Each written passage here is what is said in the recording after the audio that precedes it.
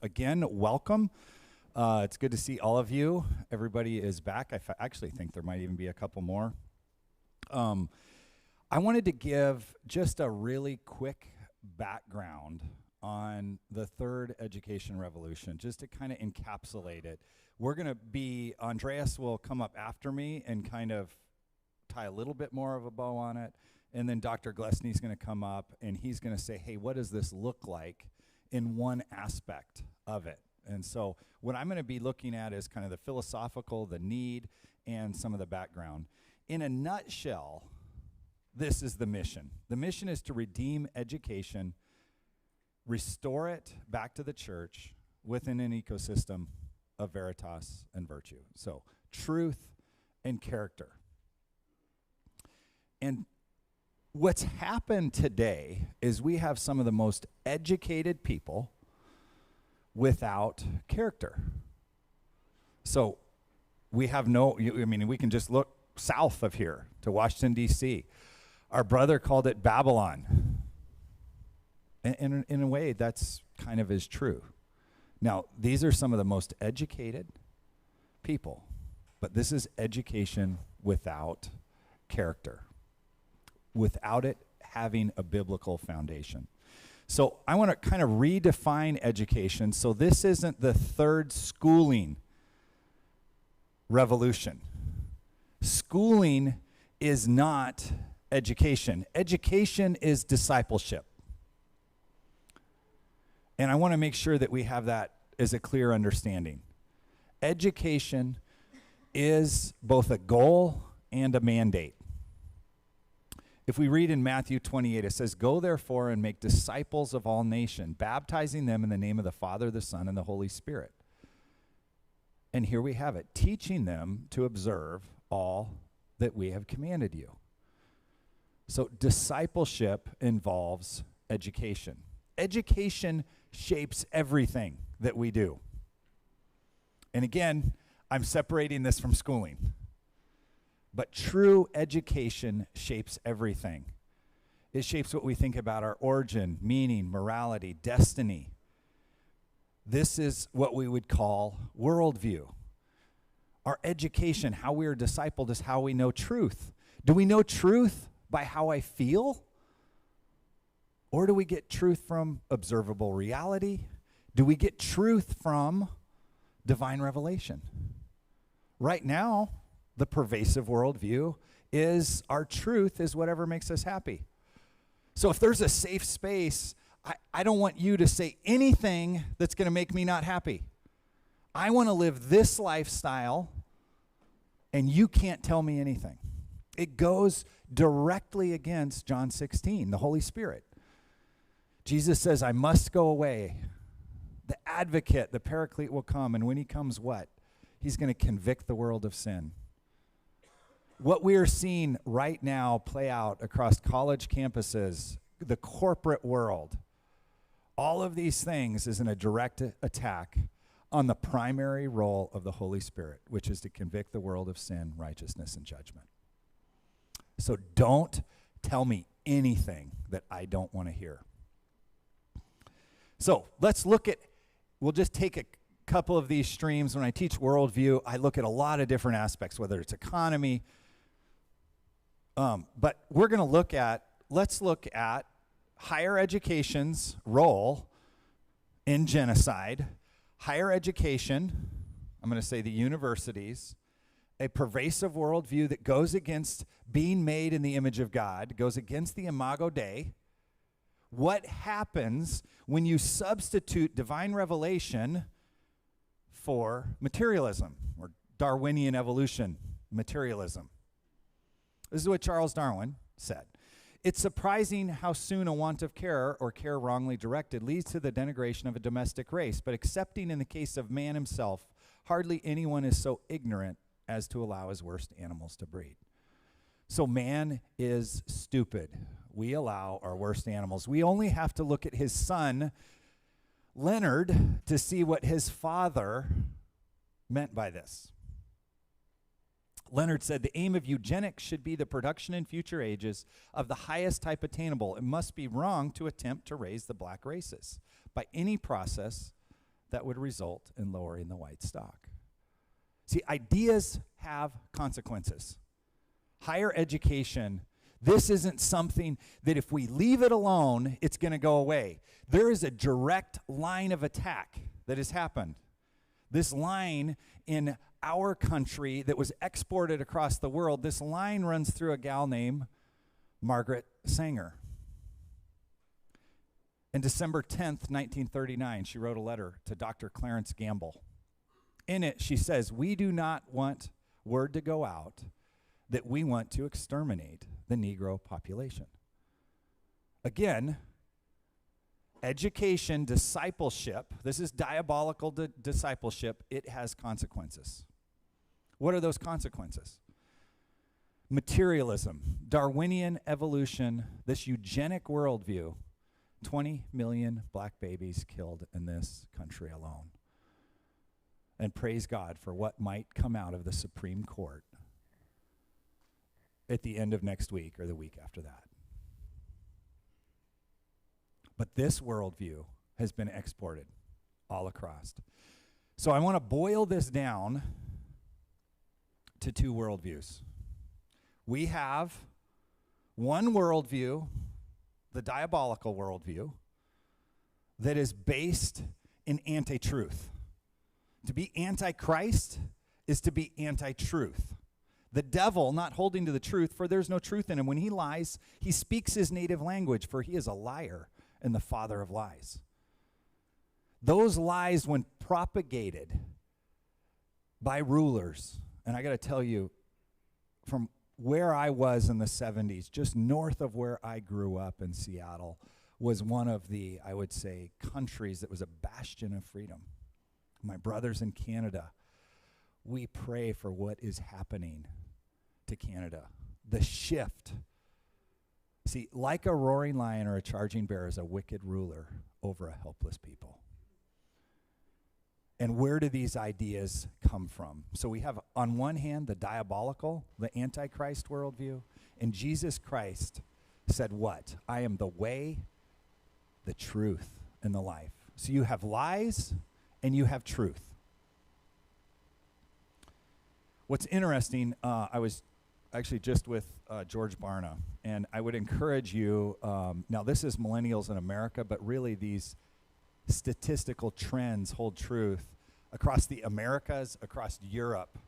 He just did his research in America, but we are at the biggest faith gap, intergenerational faith gap in the history, really, of recorded time. So it went back 7 decades, and if you take pretty much any statistic, the sanctity of life, socialism, these different worldviews, we have a bigger gap between grandpas and grandmas and grandchildren. And this is how it's being borne out.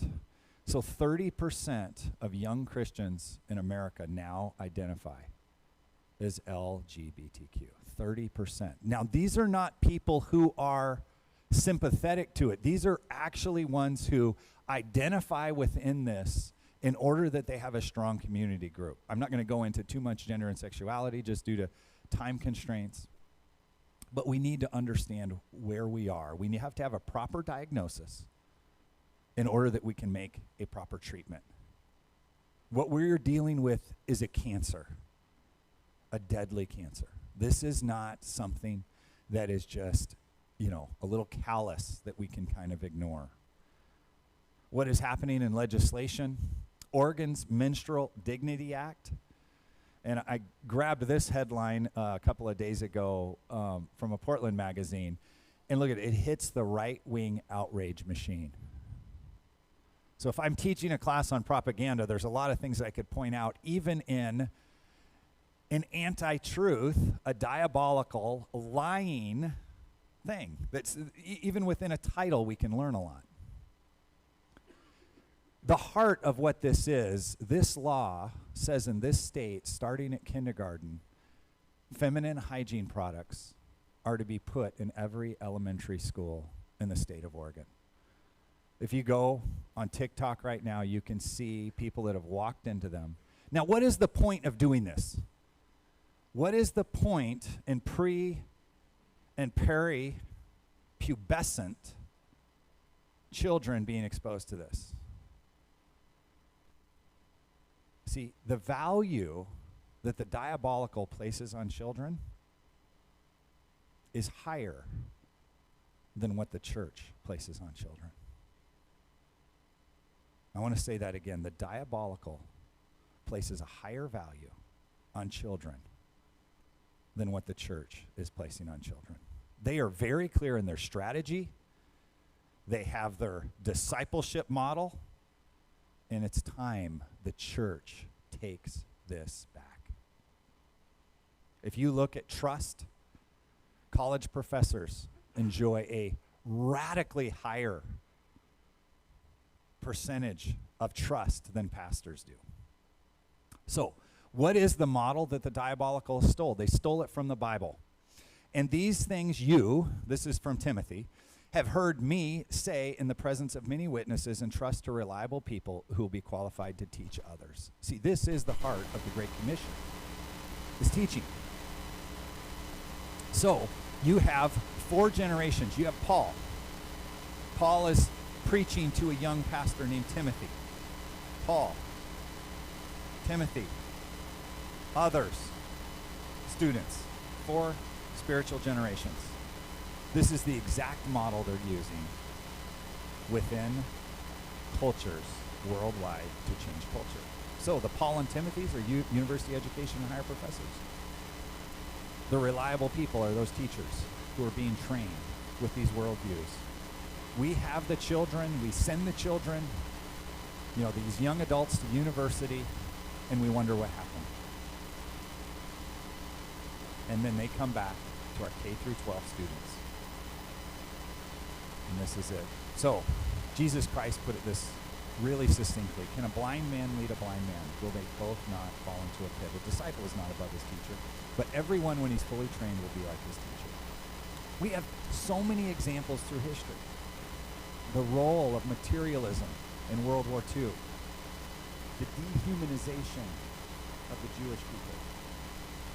Viktor Frankl was both a PhD and MD who survived Auschwitz.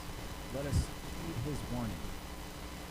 This is what he said. I'm absolutely convinced that the gas chambers of Auschwitz were ultimately prepared, not in some ministry or other in Berlin, but rather at the desk and lecture halls of military scientists and philosophers.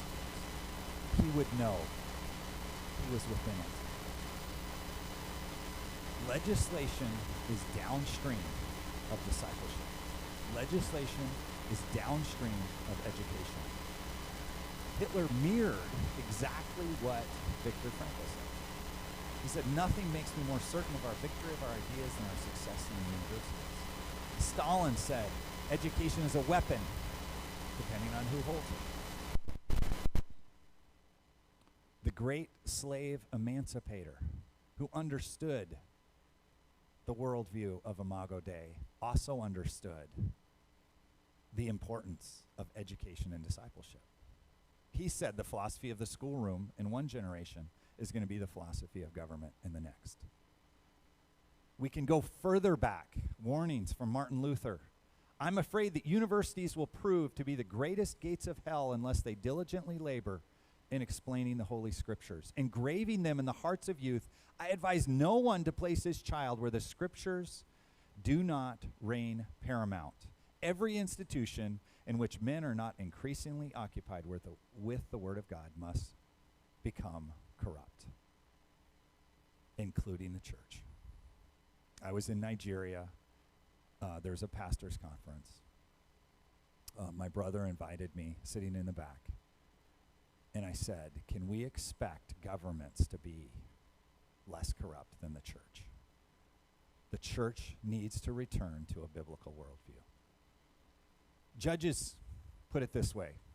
When all that generation had been gathered to their fathers, another generation arose after them who did not know the Lord. And this is what happened. Then the children of Israel did evil in the sight of the Lord and served Baals. They forsook the Lord, the God of their fathers, followed other gods from among their gods of all the people that were round about them. The good news of this, none of this is new that we're facing. It's just new to our generation. My people are destroyed for a lack of knowledge. we look around and we're like, this doesn't make sense. And I would say it's true. Because we have an active rejection of knowledge. See, in this biblical time, this was also the case. It said, I reject you from being a priest to me. Since you have forgotten the law of your God, I will forget your children. So where do we go? How do we get out of this? One is we adapt a biblical worldview of discipleship. That starts with the elevation of understanding God's importance that he places on the next generation. We need to raise that paramount. Listen to what Hitler said in Mein Kampf. The state must proclaim the truth that the child is the most valuable possession a people can have. In this matter, the state must assert itself as a trustee of a millennial future in face of which egotistical desires of the individual count for nothing and will have to give ruling of the matter of the state. Let me change this just a little bit. Would it be said the church must proclaim the child is the most valuable possession we have? In this matter, the church must assert itself as the trustee of the kingdom of God, in which our parental, egotistical desires count for nothing. We have to purge the church of narcissism. This narcissistic Jesus that has been given to us so we can have a better life instead of remembering who is the King of Kings and then who is the servant, who is the God, who is the creator, and come alongside what he is doing. Everything has to give way. Because of their value, we see things like this coming out of Michigan. I'm not sure where this parent should control what their kids are being taught is coming from. Joe Biden. This is a month ago. They're all our children, Biden recently said. This sounds a lot like dystopian Marxism. This is to teachers gathered at the 2022 National State Teacher of the Year event, April 27th. They're not somebody else's children. They're like yours when they're in the classroom. According to the president, the government has a sphere of sovereignty over your children in which parents can't intrude. Hitler understood this as well and has made a tribute. He said, when an opponent declares, I will not come to your side, I calmly say, your child belongs to us already. What are you? You will pass on. Your descendants, however, now stand in a new camp. In a short time, they will know nothing else but this new community. This is nothing new in any playbook. Karl Marx, they've actually published their playbook. We can go read it. The education of all children from the moment they get along without a mother's care shall be at state institution at state expense. See, Biden is coming straight from this playbook. Marx and Engels said, we want to sweep away everything that claims to be supernatural and superhuman. For that reason, we have once and for all declared war on religion and religious ideas and care little whether we're called atheist or anything else. See, most Christians want to be called anything but intolerant. Would it be that we had the courage and boldness of these people who said, I don't care what you call me. I know who I serve. They know who they serve, actually. We need to be as bold as the diabolical. And as we close, I just want to quickly go through a couple of things before Andreas comes up. But I want you to get a sense of the tenor within this vein of discipleship. See, Dewey, he's the father of education, said there is no God, there is no soul. Hence, there are no needs for the props of traditional religion. With dogma and creed excluded, immutable truth is also dead and buried. There is no room for fixed natural laws or moral absolutes. Horace Mann, what the church has been for the medieval man, public school, must become for the democratic and rational man. God would be replaced by the concept of public good. I want you to look at these dates. Horace Mann, 20 years after 1776, he was born. Dewey died, right? So we're going almost 100 years ago.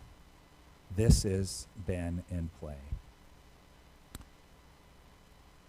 The Human Manifesto, too, I think Dunphy encapsulated the role of proselytization and discipleship within education as well as anyone. I'm convinced that the battle for humankind's future must be waged and won in the public school classroom. I would add higher education to that. By teachers that correctly perceive their role as proselytizers of a new faith. If you don't believe that's what they see, look on the news. This is a global phenomenon. A religion of humanity that recognizes and respects the spark of what theologians call divinity in every human being. It's interesting, he says, and you shall be as gods. The diabolical. The classroom must and will become an arena of conflict between the old and new, the rotting corpse of Christianity together with all its adjacent evils and misery. Do not be deceived. Paul Hobner, this is one of the largest unions in the United States. Schools cannot allow parents to influence the kind of values and education their children receive in school. That is what's wrong with those who say there's a universal system of values. Our goals are incompatible with theirs. So, what is the goal of the third education revolution? The goal is discipleship. The goal is the gospel. The goal is the Great Commission. But we have to re-understand what we mean by that when we say it. We want to see millions educated, churches renewed, nations transformed. That is the key. That is the heartbeat of it. We're going to be talking about now, Andreas, it will be coming up here in just a minute. See, most educators in most parts of the world have lost their way. We need to have a vehicle to retrain our reliable people. We need Paul and Timothy's to step up and get into this training. Quality education, there is phenomenal biblical worldview private education, but most of it's very expensive. Most people can't afford it. We now have the technology where we can bring in the world's best subject matter experts. Combined with character, can transform a nation. So, this is the heartbeat. Andreas, you're next.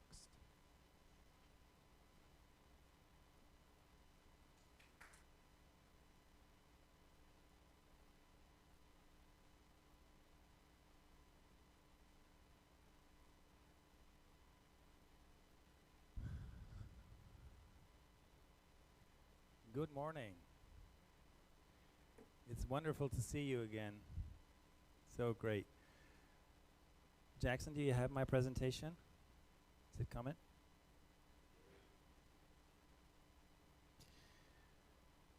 So I will try in the second part of this morning presentation, I will try to show you a little bit about the global perspective on what is going on, because some of you may say, okay, well, these people have wonderful ideas and great plans, but what is happening really?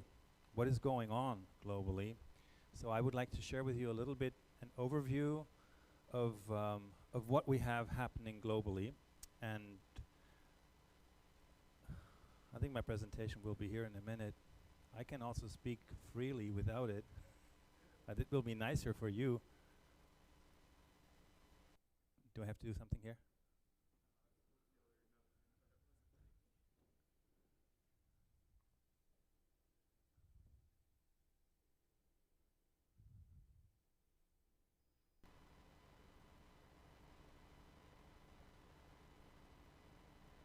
Okay. So here you go. Wonderful. I'd like to go really quickly with you through this, and I will miss a lot of things because we are not able to report everything that's happening globally in this short time. But what I want to give you is a little bit of an overview of what's going on. So you then have to continue asking questions and talk to somebody from Africa or somebody from Asia or from India or from Korea and go into depth with what we have here. On the global level, let me start there. What's currently going on is, for one thing, We have the leadership and development teams. They are provisional, so they are temporary. They have been elected last December and voted on and commissioned and prayed over. And it's a team of executive team that is a team of basically 12 people. Then we have a steering team about 5 people. And they meet usually regularly every week. So there is continuous discussion and ongoing debate and continuous updates going on. So this gives you the information that this is not just one person sitting in Fresno like Vishal and one person sitting in Stuttgart and one person sitting somewhere else doing something different, but there is a cohesion of this group, a growing cohesion, a growing plan to go together. The second thing that is on a global level is we have the prayer meeting on Wednesday. And a lot of you have been in the meetings, probably almost all. For some, globally speaking, the time is not very good. So we are working on ideas how to better integrate everybody, because the Asian countries like Korea and India have a hard time joining us, for the time is very bad for them that we have set up right now.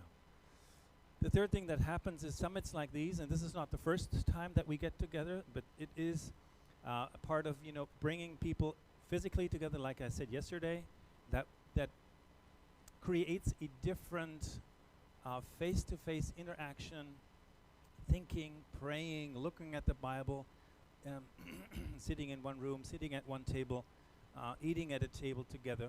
That is very important, because we believe the physical, personal interaction is what knits us together, and the Lord and the Holy Spirit will use this time, that's what we pray for, to do that also here in this summit.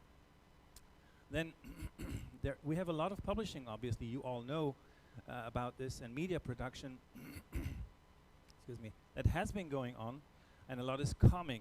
So this is another major thing that we are trying to do. Even if all of us would communicate with all the people we knew, we wouldn't be able to reach everybody. But using books, videos, podcasts, and these kinds of formats will give us a much better multiplication factor. So we can multiply while we're asleep. That's always my argument for using podcasts and videos. So you can win people while you're sleeping, because they go on YouTube at a time when you're asleep, and that's very powerful. So we aim at writing books and publishing media and doing YouTubes and having people like Harvest TV, these wonderful people here, helping us with this to distribute and bring it out to more people. That is very important on a global level, and there's a strategic focus on that. So that's the next. Let's go to the next slide. I'll go to the regional level now. What happened then on a regional level was that we had organizations starting to form. So in Germany we have Truth and Transformation, and where do I click here? Yeah. We have in Indonesia is Tramp Hill, and forgive me if the numbers aren't all completely correct. Somebody may shout and say, well, this is another year, but I don't think it's important whether it's 2009 or 2011. It's just the question that these things have been happening, and they are the basis of what we all see today, that the fact that we sit together is also based on these developments. So Tramp Hill in Indonesia was formed after a group of people were attending a conference and had gotten the new book by Vishal, and on the plane they read it. Until they were in Indonesia, they had decided to start a movement in the country, because they said, we need this. This is so important. So Tramp Hill was started by our brothers in Indonesia. Virtues Campus, I don't know, when was it started, Dave? 2015. So it's not really 8 years, 7 years, something like that. But it has been in continuous development, with some lashbacks and then coming back again. And lately, just the last 2 years, we've seen a lot of interest and growing interest, especially since COVID, in the Virtues Campus. Truth and Transformation was formed in 2020 in Germany, because we thought it's necessary to have a base in Europe in order to receive donations and give people tax-deductible receipts, and also to employ people. Because we had it was very clear that there is a movement coming in Germany. When Vishal was in Germany for a whole year, and his book, The Book That Made Your World, sold very well in Germany. comparatively to many other countries, we only have 2%, some say 4, I don't know, somewhere there, born-again Christians in Germany. So it's very, very little population. And when you sell 40,000 copies of a book, a Christian book in Germany, that's a large number of books being sold to a pretty small market. So that's what happened, and that led us to say, okay, we need to get ourselves organized in a way that we can really act. Then we have regional prayer meetings that are developing. In Africa, there's a prayer meeting that has been started. Some have told me they were planning something in South America. Others have said they were planning something for India. And we encourage that because we need that. So this conference is not about us standing up here. It's about you and what the Lord says to you while you're here, and He speaks to your heart. And that may be one of the things that the Lord is saying to you. We have on the regional continental level an Africa team forming, and this is just to give you an example. I could give other examples. So on a regional level, an Africa team has formed. Vincent, Jillian Kasiri, Liz Gitonga from Kenya, and myself and a few others are there, and we are trying to get together the perspective for the African continent and to develop the ideas that are needed to bring Africa forward, to connect to new countries and to strengthen the movements in the countries where we are, etc., etc. So regional meetings connected to the global meeting is what we really need. And that's just one example where in Africa it's starting to happen. Okay. Now I'll go a little bit into the regions of the world and tell you a little bit about the different regions. And as I said, please forgive me, this is very rudimentary, but for the ones that are not from this, when you're from Brazil, you probably think this is not well represented. But for the others, it's just giving the big picture, and that's the reason why we do this. So Brazil, there were several visits. There are books translated by Vishal. There is a growing impact through high-level lecturing by Vishal and team, and connections into several levels. And that Elise is here is a sign, I think, that there is very high interest in even on the educational and governmental level in these things that we are presenting. And a strong network was built that needs, of course, further strengthening and growth. The Spanish-speaking South America, also there's books translated into Spanish. And I'm just saying this because many may not even know this. We have books in almost all the major languages written by Vishal, and even Third Education Revolution is being translated already, and it is translated in some language, and it's being translated into other languages because the interest is so high and the demand is so high. So there's conferences, connections to the Global Council of Nations in Cali, where just recently Vishal was participating and speaking, and there was a strong move in that conference to make TER, the Third Education Revolution, one of the major implementation plans to change South America for the better through education that is based on a biblical worldview, which is a wonderful development. Now, if you look at Europe, we have in Europe, and you'll hear some more about some of this during the conference, so I'll just scratch a little bit on the top. But in Europe, you have three, basically, I could do more, but this is the three main things that I would like to show you. One is the Northern European nations. There's Nordic Truth and Transformation that was just formed officially, and they gave themselves the name and decided on that name, Truth and Transformation Nordic. And there's a strong group that's very focused on academic people. So we have a lot of professors, lawyers, not all, well, do we have theologians? Not really many. One, maybe, or two. But so the majority is not theologians, which is great, which I think is actually very powerful, because it will help us to bring this idea to different spheres of society. We love theologians. I'm a theologian, but we need all the other spheres of society too to be reached. So this Nordic Truth and Transformation is very interesting because it It has a driving one very strong driving man. His name is Frank Carlson. He's a Norwegian professor of bio-nanotechnology. He's a very renowned, worldwide renowned professor for that topic, and he is in many prayer meetings. He's there. Usually, when he can make it, he's there. So you may have seen him in the prayers. He's often sitting in the car with his phone or something like that. He's driving around a lot. So, and Frank has a very strong passion to transform Norway, because that's where he's from, and Sweden and Finland and the other nations of the Nordic countries, through a research coming out of this education revolution. So he's a researcher. So his heart is into research. And I find that very inspiring for the rest of Europe. You know, it's great to see that the movement in Nordic countries, which Cedric has been very instrumental in helping to get on the road, is having this research focus, which is wonderful, because it shows that the regional implementations of the movement may have different faces. You sometimes have a strong focus on university education, so an educational aspect. You sometimes have a focus on a research, like in this part. And if you look at Germany, there's a different focus. We are, of course, in Germany also connected to the Professors Forum, which Hans-Joachim Hahn leads, who is almost every time in the prayer meeting. He started that actually, and he leads it, and it is the attempt to bring together academics who are Christians, who are teaching in the public universities, but who don't know of each other. So you may have a mathematics professor sitting in Bremen and another one sitting in Munich, and they may have seen that they have articles in some magazines, journals, but they don't know that they're Christians of each other.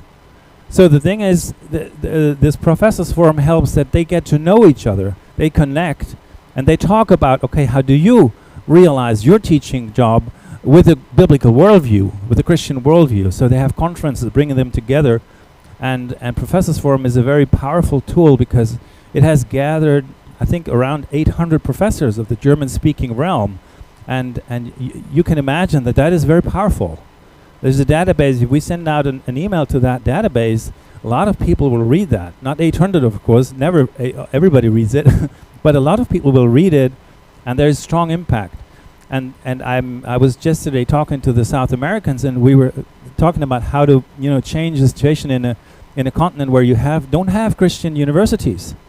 And I was saying that bringing together the professors that are believers and identifying them and sitting them together at the table and inspiring them to live beyond their own little sphere of influence, and together inspiring more, having more influence, is what Professors Forum has showed us to be very powerful. Because the Professors Forum has developed several formats. I can't go into details here, but it has been very powerful even to influence politics in Germany, because when they bond together, they have a strong voice. 10 professors signing something and sending it to a government, that's powerful. Even if though they may not have a Christian university, we don't have one in Germany actually, but these professors have a strong voice. So that's another realization of how this movement can. So my aim today is to show you it doesn't look the same everywhere. The heart is the same, but the realization depends very much on what the Lord has given you in your country and in your region, and that is I think it's the power of this movement, that it can adapt. It's how what it looks like and how it really is organized. It can be very different. So what we also do in Germany is we coordinate your European and African initiatives. So this is kind of we have an office. We have bank accounts, we can employ people, we can receive donations, and that is very powerful, because if you have something where you have this office space and really people working, we don't have many, but me and my wife basically mainly, and then a few others helping, like Cedric and his wife, and Ulrich is very, very helpful in many respects, and a few others.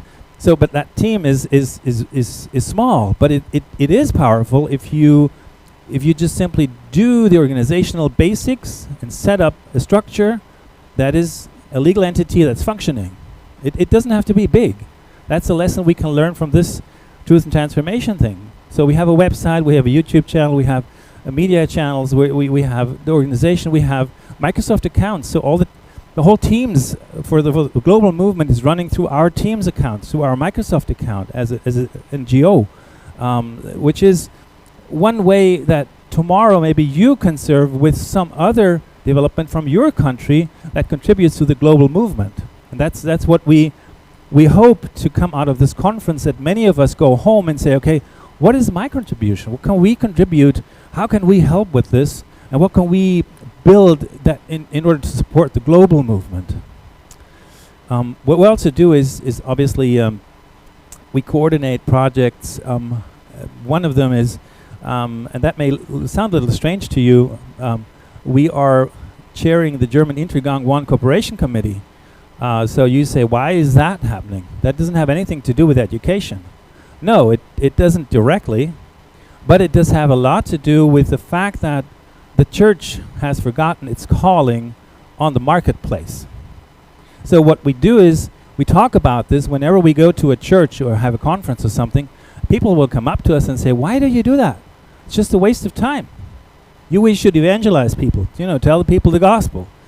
And then we get into the discussion about, okay, what is the calling of the church? It's called to be salt and light of the world. And that is much more than bringing the gospel to individuals. It's discipling nations. And what we do here is we bring the church to a place where it rethinks its identity. And that's happening every time I talk about this. People say, wow, that's interesting. I think we need to talk about this more in our church. We need to rethink our identity. We need to go back to, what is public diplomacy? Why should Christians be involved in public diplomacy? That makes sense.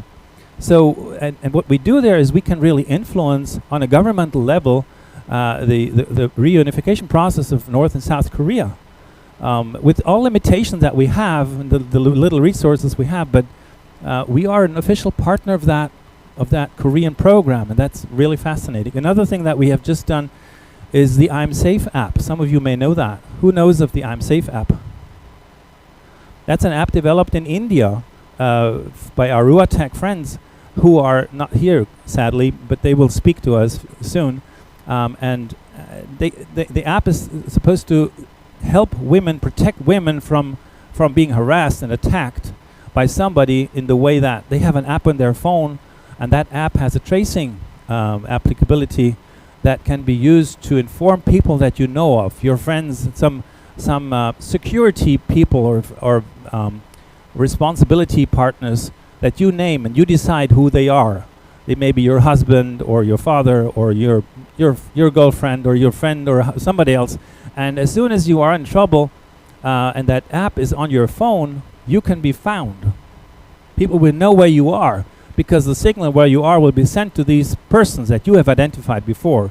You can activate it and deactivate it, of course, if you don't want it to be happening right now. You can deactivate it, but that app is so powerful, and I think it's just a witness of valuing life and valuing dignity of women. And so we have translated that app into Ukrainian because Ukrainian women oftentimes don't speak English. So the app is in English, but it doesn't have a Ukrainian interface. So we had someone translate it. This is just to give you a few examples of what's happening on the ground, so you know. And France and French-speaking world is another realm. Cedric thankfully speaks a lot of languages, which you have already seen.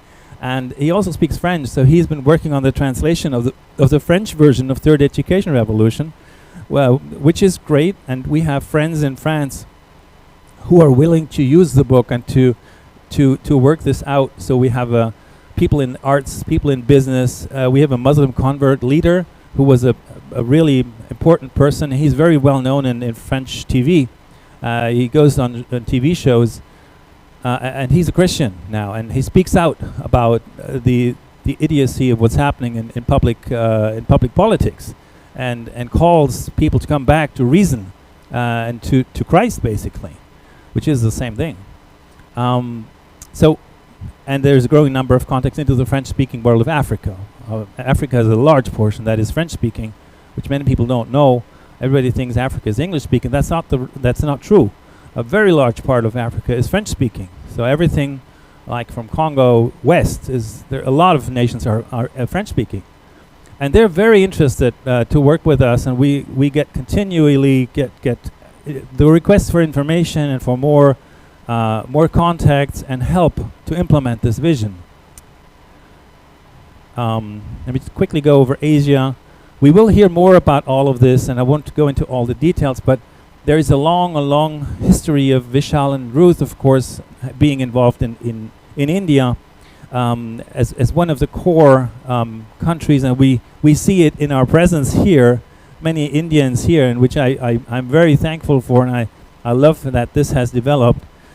Just recently, Vishal and Ruth, you probably all know about this, I won't go into detail, have been in India, and they've been recording a series of videos that are already on Vishal's YouTube channel. They're very powerful, they're very good, you ought to really watch them, because they explain in not too long videos how the Bible is the core and the source of India's power. And that is obviously very counterintuitive, and it's counter the main narrative that's being told to us by the media, so that gives you information that you won't find anywhere else. And the book is being launched on how the Bible created modern India on the occasion of the anniversary of the country of India. It was 75 years just in the summer. So and many other things have been developing in India. Also Korea, which is nobody's here, sadly. I'm representing Korea here. I have my Gangwon-do sticker here telling you I'm also a Korean in a way.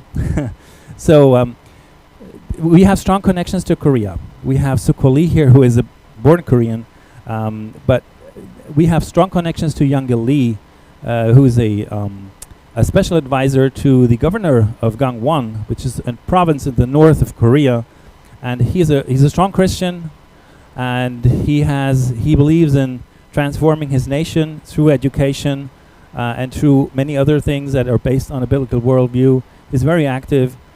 And then we have connections to PAWA, which is Pan-Asian African American Universities Association of Korean. The Korean mission movement has planted not only churches, but it has planted universities strategically to influence societies by bringing education. And that is a very powerful strategy. And they have an association of these universities. They're spread all over the world. And we are connected with that movement, with that association, and also with Dr. Wang, and of course with Dr. Sukho Lee, and many others.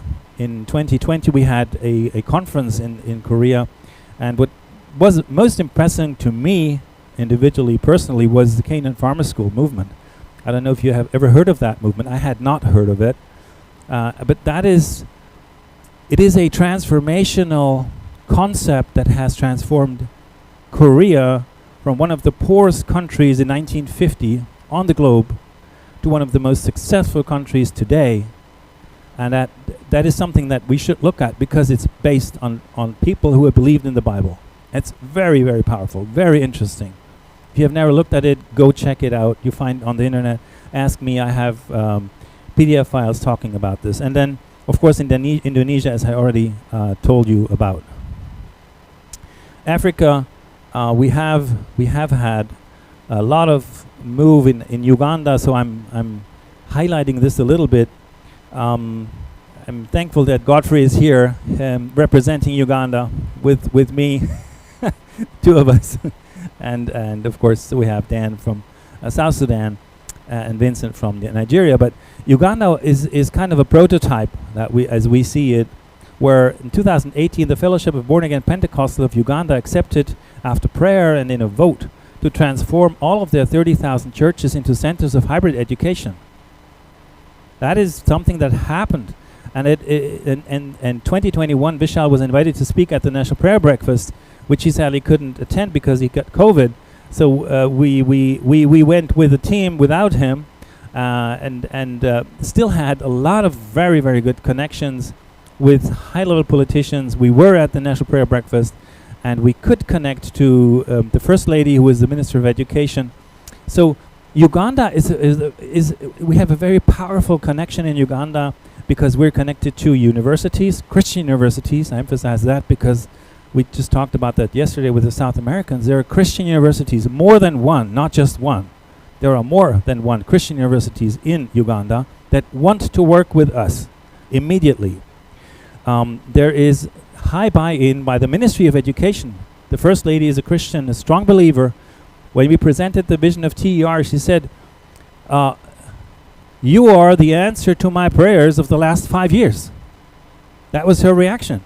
So, and then we have churches like the born-again Pentecostals and others also, not just them, buying into the vision. So Uganda seems to us in a way to be ready, just we haven't been able to deliver. So they're waiting for the curriculum. So we need to bring the curriculum for the academic path of training, and we need to, we're working on it, and we hope to be able to deliver that this year. So Africa, as I said, Uganda as a first example, and this is already my last slide. So Kenya is another example of where Liz Gitonga is leading. We were in Kenya before we went to Uganda last year when we were invited for the National Prayer Breakfast. David and me were there, and it was an amazing, very short notice meeting there with universities, with church leaders, and now we even have contact to some government people. So it also a growing buy-in in Kenya. And Nigeria, we have Professor Vincent here leading the Institute for National Transformation, and it's not only in Nigeria. It is in many African countries. You can go check it out and find it on Google. And that institute is aiming to transform future leaders to become nation changers. And I mean, there's many institutes out there who try to do that or who aim at doing that. But I would say I've never seen anything as effective as his institute. Because when we were in Uganda, he was with us to the National Prayer Breakfast. We were, walking in the hotel in the lobby and waiting for the pickup bus or something.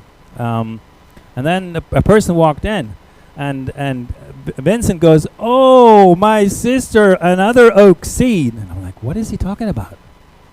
What is an oak seed? Oak? I didn't understand the term first because sometimes the African English is hard for me to understand. But I thought maybe I just misunderstood.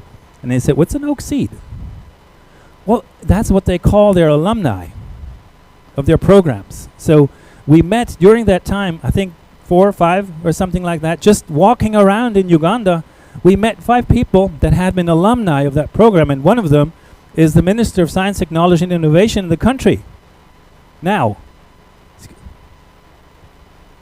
Godfrey is an oak seed. Yeah, see, that is incredible. So it's so powerful things happening in Africa by people like Professor Vincent, and he and his institute, very strong partners for TER in Africa.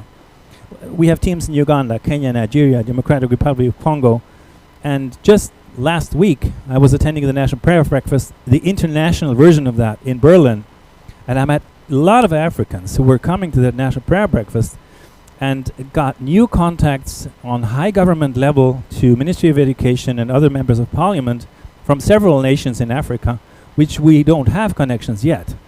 So this all is to show you that, one, the movement may look very different in countries, but the core is always the same. It's the vision to transform a nation, to disciple a nation by educating. And everything that's connected to that and added to that will help to bring more power to this educational movement, including business, including science, research, including public diplomacy, including many other aspects. And that's supposed to show you that there's many ways it can develop, and maybe you have until now thought, well, I don't know if I really fit into this, and how I fit into this, I have no idea.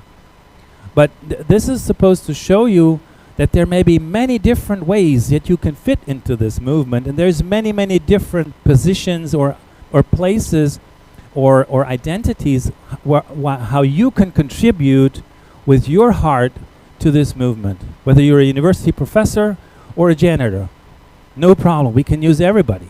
Because this movement is made up of people who have a heart committed to the vision.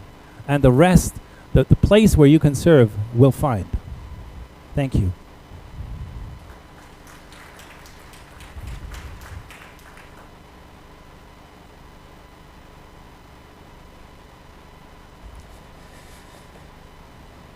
Thank you, Andres. My arena is primarily the American scene. And when I turn my thoughts to the American scene, there are two periods of time that come to mind. The first is the years 2000, 2005, 5 years when Vishal and Ruth Mangalwadi spent that period of time in the Minneapolis-St. Paul area. During that time, Vishal gave a lecture series at the, was the McLaurin Institute at the University of Minnesota, entitled Must the Sun Set on the West? An Indian Explores the Soul of Western Civilization. From those lectures came the book that made your world. The second time period that comes to my mind is 13 years later, in 2013, when a Minnesota businessman by the name of Jim Burkett introduced that book to me. I wasn't aware of what was happening, even though I lived in the area when Vishal and Ruth were there, turn of the century. But Jim Burkett introduced that book to me, along with a second book, Truth and Transformation. Appendix 3 of Truth and Transformation is entitled Change America, Retake Education. And that appendix changed my life the last 8 years in my ministry. Since then, I've spent my time and energy to develop a model, putting legs to, crafting a vehicle for, a delivery system of implementing the vision of church-based college that was first fleshed out by Vishal in Appendix 3. I like to think of here's where the jumbo jet of the third education revelation touches the tarmac. Here's where the nuts and bolts get worked out. This is the delivery system. This is the implementation of the vision. It's a model, a vehicle for the church to take back education from the secular state. The model that was and has been developed is called the Virtues Campus, a name chosen very intentionally. And I want to give you a window into the working model, the Virtues Campus. But before that, I want to say just a word about the name Virtues Campus, because I'm finding the word virtue today is out of fashion. What comes to mind when I say the Virtues Campus, they kind of fumble around and say the virtual campus, or the virtuous campus, or it's even used a negative term, virtual signing. That's the connotation of virtue today. 2 Peter 1:5 says, for this reason, make every effort to supplement your faith with virtue, and virtue with knowledge. The Virtues Campus communicates our belief, then, that character and moral development need to be integral to education. Truth and virtue need to be integrated into the competencies of skills and knowledge. Virtues speak of eternal norms in a moral world that God has made. They are aspects of moral goodness, like justice and mercy and love and courage and truthfulness and honesty and excellence and generosity and patience, moral norms that are enduringly right for all people in all places at all times. It conveys the conviction that good education is about integrity and not just information. It's about morality and not just mathematics, character and not just a career. In turn, a preponderance of good character among people contributes to a society's well-being. Society is simply better when people act morally and ethically. So at the core of Republican virtue is civic education. So in our relativistic post-truth world, which has left us and our nation only with values clarification, that is with ourselves, the Virtues Campus has been carefully and intentionally named. There are immutable, exceptional, and God-given virtues. It is these that must be recovered in education and preserved. So what then is the Virtues Campus model? In short, it's a partnership between the local church and the Christian university. It is local churches willing to open their doors Monday through Friday to spaces that are underutilized throughout the week all over the nation, and to double up those facilities as college classrooms Monday through Friday. It's Christian universities willing to provide online courses at a discounted rate and to be willing to grant college credit for courses taught on the local church campus. So a Virtues student enrolls first of all in the Virtues campus at a local church, and then secondly at an accredited university with which we are partnering.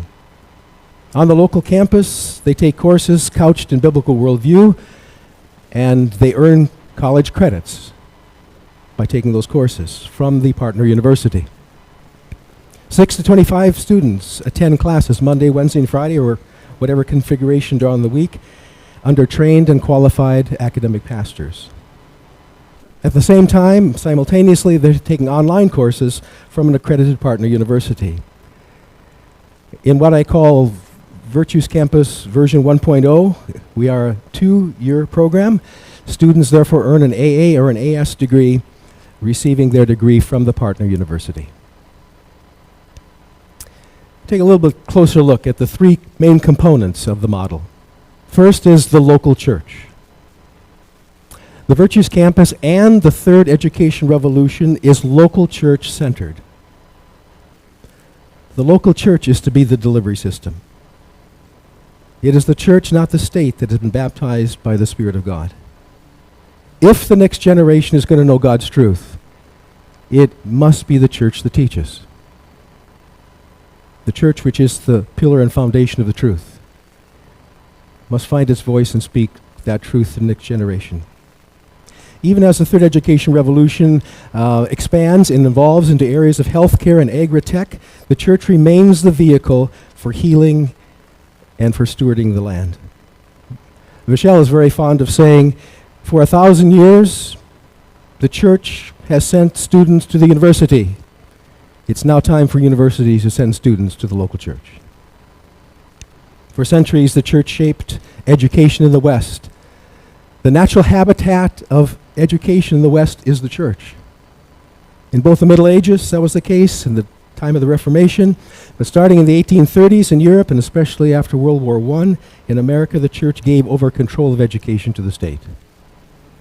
The secularization of education severed reason from divine revelation, and in the absence of divine revelation, modern universities no longer know what is logic, or language, or the difference between right and wrong, or the differences between male and female, marriage or family, the concept of nation, or justice, self and God. And having destroyed the philosophical foundations, they've lost direction and fallen into confusion, ugliness and sorrow. Education has fallen captive to the deceiver of nations. Not just individuals, but the deceiver of nations. Divorced from the wisdom of divine revelation, modern education now denies or de-emphasizes God, truth, beauty, and virtue. So the Virtues Campus empowers the local church to reclaim its teaching authority. It helps local churches to become university centers in their communities. It does so by partnering with Christian universities and schools who have remained true to their original charter. I think the beauty of the model is that small churches as well as large churches can serve as host churches. What is needed is simply a comfortable classroom with tables and chairs, internet access, power cords, projector and screen, TV, sufficient for however many students are attracted to the local church during that year. Needed above all are church leaders that embrace and recognize the church's responsibility to teach its community, that sees education as essential to Jesus' call to disciple the nation by teaching the nation the ways of God. Wanda Nugren, my student and administrative services person, and I run the home office, as it were. We are responsible for identifying churches who are willing and able to become host churches by providing an overall program design that I'm sharing with you right now, by providing curriculum for the weekly in-person classes at the local church campus, by establishing relationship between the local church and the Christian university, by seeking to establish Virtues campuses in thousands and thousands of churches of all denominations across the nation. guiding and supporting the local host church in its identifying of an academic pastor to serve them. Once identifying, providing training for all aspects of the work of the academic pastor, and beyond that, ongoing support and training. Some months ago, I was asked to speak to a neighboring pastor group, and I talked to the organizer of it, who had been a former superintendent of schools and had now since become an ordained pastor. And I asked him one question: what will the pastors want to know? Without thinking, he said they'll want to know what it costs. Pastors are pretty concerned about the budget and cost. The entire program that I'm talking about is funded through student tuition. According to a scale we've developed, a host church receives a percentage of the tuition based upon the number of students enrolled. So a percentage goes to the local church to pay the salary of the academic pastor, perhaps an assistant that he or she needs, and some utility costs for the use of the facility. The plumb line is we will open with 6 students. We cap it at 25, so there's a small ratio between the academic pastor and the number of students. Academic pastors are encouraged to target and maintain a campus of some like 15 students. You know, there are many spiritual benefits to the local church in becoming a host church. Hosting a Virtues campus empowers the local church to reclaim its teaching authority in the community. It strengthens the overall teaching ministry of that particular church. It provides a college-age discipleship ministry that keeps young adults connected at least to the local church for the first 2 years beyond normal high school years. In America today, across all denominations, we're losing 70% of our young people once they leave the local church, once they leave their families. It's probably up to 80%. I hear 70 to 80%. I sat back and said, I just can't allow that to continue. We can't continue to just simply do what we've done in the past and expect there to be a different result. So it provides a purposeful, Christ-centered college education for young adults. Within a 25, 35-mile radius, they drive from their homes, live at home, cut down costs, come to the local church. With classes meeting in the building, discipling the next generation becomes an all-congregational affair. It's not just the academic pastor does the discipling, actually the whole congregation becomes involved. How so? People in the congregation can provide scholarships and say, encourage the young people of their church to go to the Virtues campus. Christian businessmen in the church can offer their businesses as job shadowing sites. That's a part of our curriculum, getting out in the community, job shadowing. Congregates can serve as tutors.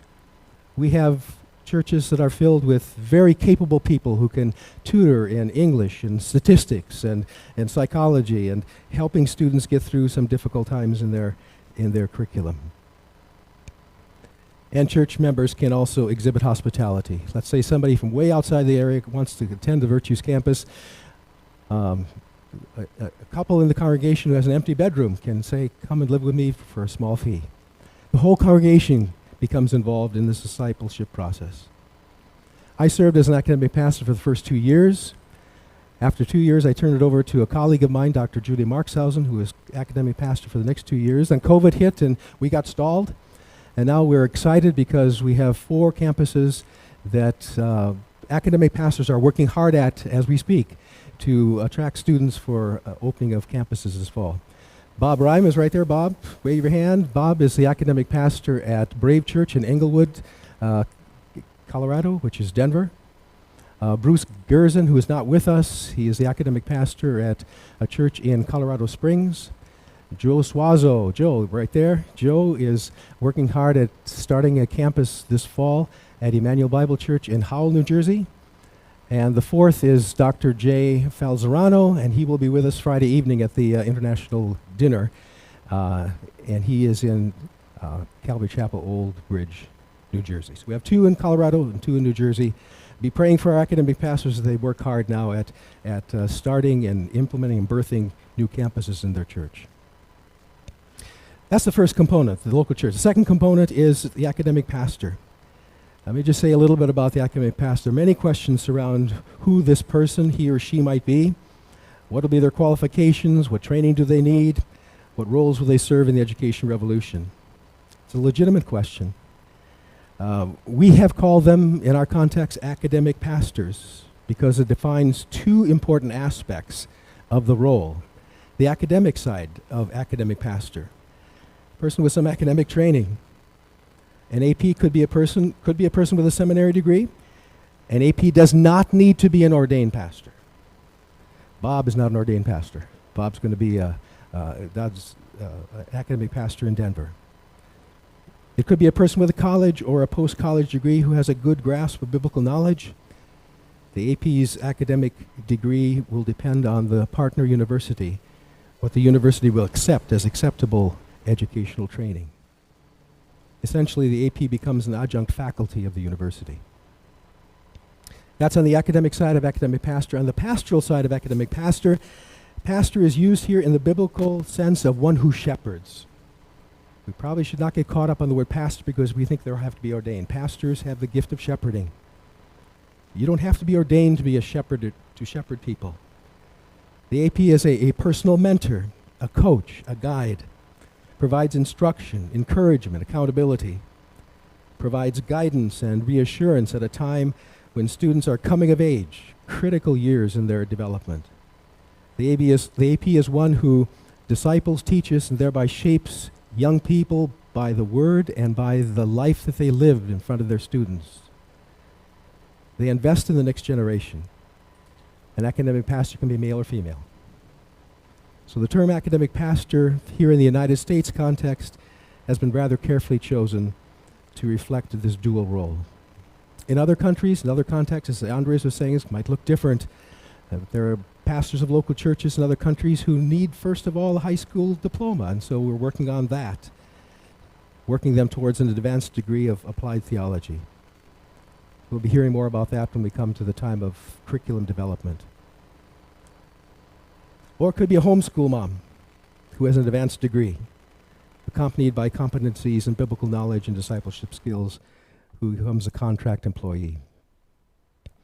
The duties and responsibilities, very briefly, of an academic pastor. Central calling is to be a teacher of the truth, a facilitator of the truth. The vision for the academic pastor comes from the Apostle Paul. Paul was not only an evangelist and missionary, also a mentor to young church leaders like Titus and Timothy, called to disciple and train believers in cities around the Mediterranean.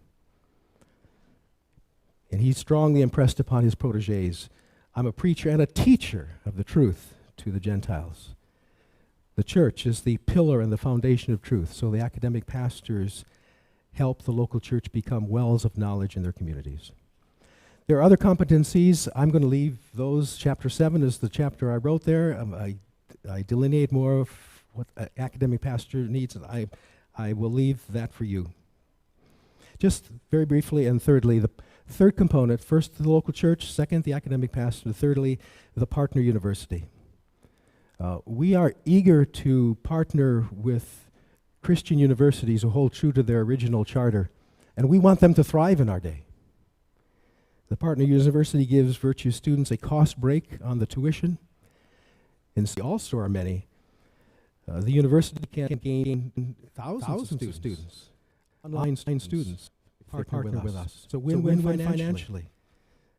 They get money for the courses that are being taught. Students win by receiving an affordable college education. We can provide a college education for under $8,000 a year. That's pretty good. After 2 years, because they can work part-time, we've had students that come through the 2 years debt-free. First 2 years of college, then they can take their AA to a 4-year university and work on their BA degree. So local churches can become a marketing arm for the university, especially in the homeschool and church communities. We're working right now with 5 partner universities, 3 of whom we have an MOU with, which is a memorandum of understanding. Let me just mention those 3. Our first university was Waldorf University in Forest City, Iowa. And our students have just received, 2 of our students who went through Virtues now have gone through 2 years at Waldorf, and just this spring they have gotten their BA degree. So we kind of come full circle. In the first 2 years at the Virtues Campus, and then they took that to Waldorf University. The second university is Crown College in St. Bonifacius, Minnesota. It looks as though Joe Suazo's students will be partnering with Crown College. I hear you talking about that kind of partnership, Joe. Crown has been very aggressive as a partner university in tuition costs. They give our students $83 a credit. It's pretty good. And then the third is William Jessup University. Bob Rhyme and Jay Falzerano, who will be here Friday night. I hear you talking about your students connecting with William Jessup University, getting their AA degree through them. William Jessup is very aggressive, been a wonderful partner that is being developed. They sought us out. We didn't seek them out. And the president, who was a congregational pastor for 10, 12 years, now has been a university president for about the same time. He sees the local church as a key to educating the next generation in the truths of biblical worldview. Dr. John Jackson is willing to bring a number of Christian universities in a collaborative effort to get behind the third education revolution. Great partner. And so William Jessup University is willing to work with us internationally also in the areas of BA and MA degrees in applied theology. So we're thrilled to be in partnership with William Jessup University. I hope this gives you just a little window into seeing a model that has been developed here in America within the third education revolution. The model I have briefly described provides a working example which I believe can be applied in some variation in different national contexts as well. The relationship between the host church, the academic pastor, and the partner university will vary in different countries and cultural contexts, but I suspect the core elements will be similar. Our greatest challenge is for the church to grab a hold of its calling to educate. But I am sensing to start seeing that there is a change taking place. I think churches are beginning to find their voice. There's a growing awareness that the university system is collapsing spiritually, intellectually, and financially. And right on time, we believe God is bringing forth a revolution in education. That is why we're here in Philadelphia this week, to learn, to pray, to organize, to strategize. May the Lord bless our efforts this week.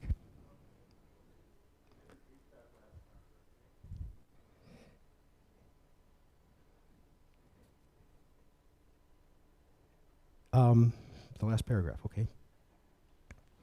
I sense a change starting to take place. Church is beginning to find their voice. There's a growing awareness that the university system is collapsing spiritually, intellectually, and financially.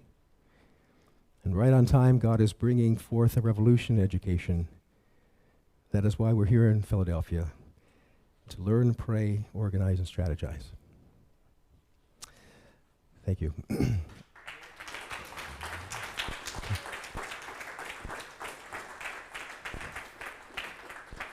We began something last evening, and that is that we're going to call on certain individuals who are with us this week. Dr. Scott Masson was with us last night, gave us his perspective. Today we're calling on Dr. Suko Lee to come and do the same. Welcome, Dr. Lee.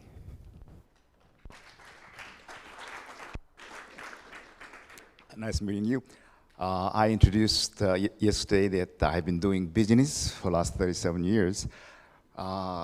Really committed to support Christian mission for my last 20-some years with some mission organization called Billion Mission in China, with our Korean missionaries like that. And I have been doing business recently, some commodity trading under IMF and G20 controlled business, called historic bond, which can be very materialized very soon at God's timing. I've been saying God's timing very soon, so that that's historic bond business. 80% needs to be used for the humanitarian projects, and I have been preparing these humanitarian projects with my Korean missionary friends, and some experts, financing experts, IT experts in Korea. And so we have been discussing how to support when this fund starts very soon.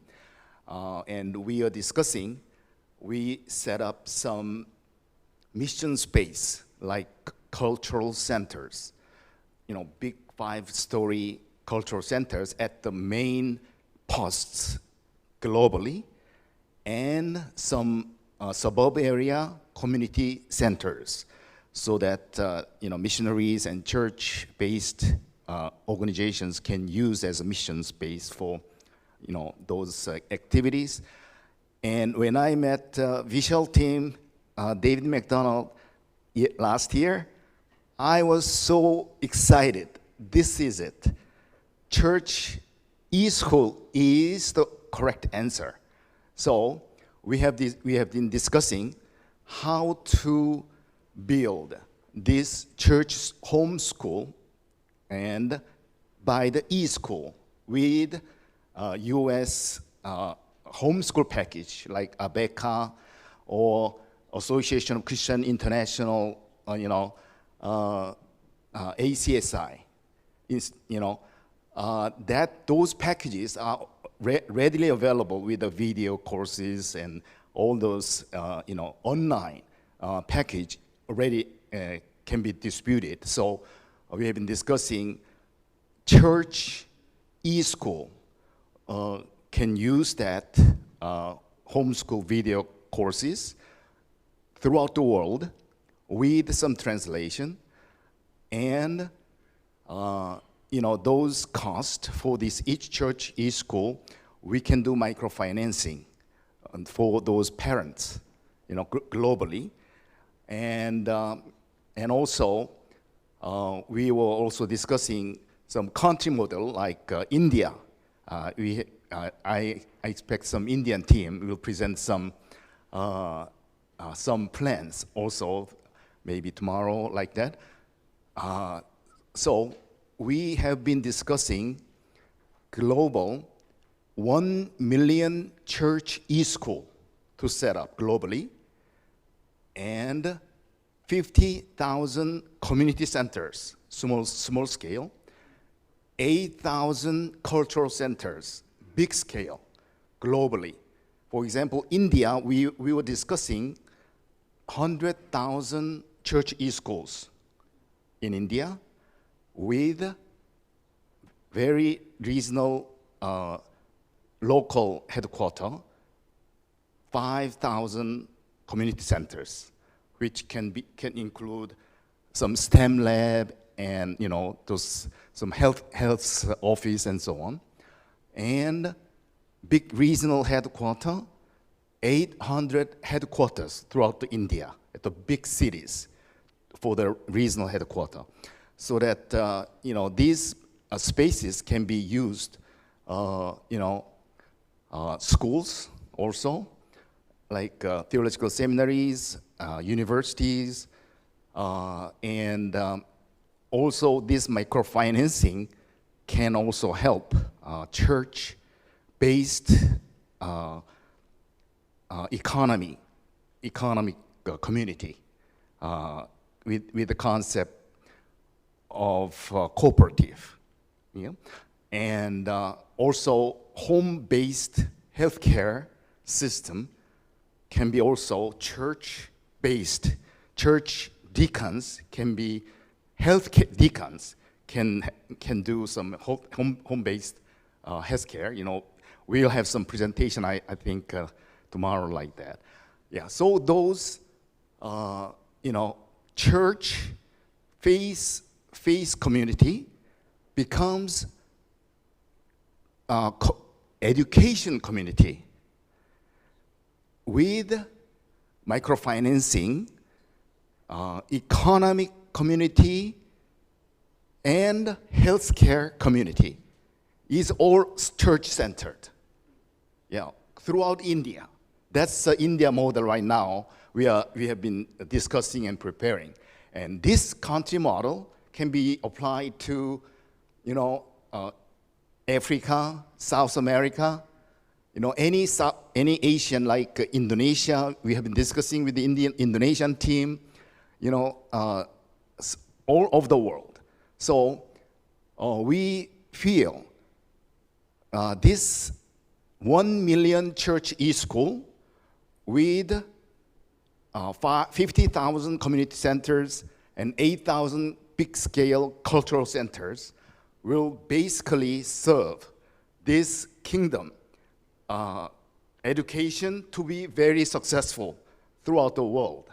So that's what we have been discussing so far, and we are expecting very soon, for example, this IMF and G20 historic bond project, we are hearing first payment will be done for German bond, 1924, issued by German government, is under real starting of the payment, okay? So we are really expecting God's timing, we will start this project globally. Thank you.